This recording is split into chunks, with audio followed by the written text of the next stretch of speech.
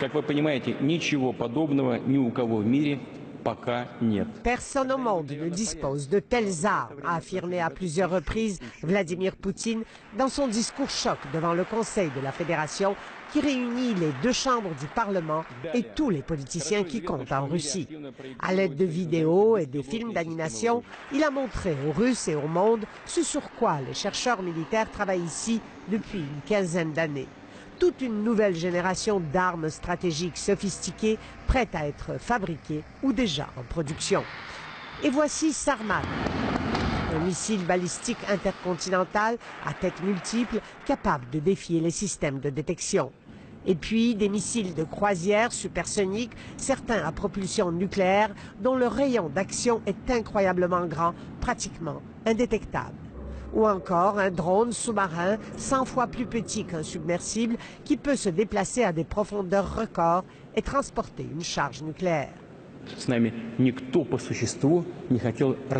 Personne ne voulait nous écouter quand nous disions « Il ne faut pas changer les équilibres stratégiques », a dit le président russe.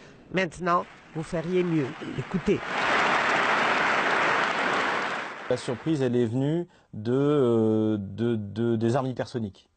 On sait que les États-Unis, les Chinois, les Russes travaillent sur des armes hypersoniques, mais personne n'imaginait, en tout cas pas moi, que les Russes étaient aussi avancés et qu'en fait ils étaient sur le point de se doter, de mettre ces armes en dotation.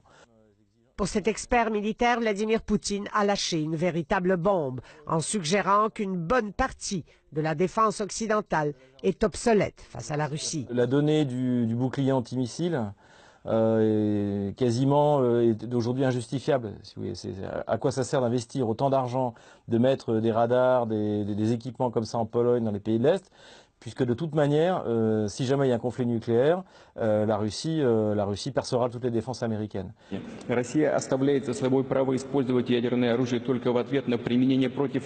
Vladimir Poutine a répété, la Russie n'utilisera ses armes que si son territoire est attaqué ou si un de ses alliés est visé par des armes de destruction massive.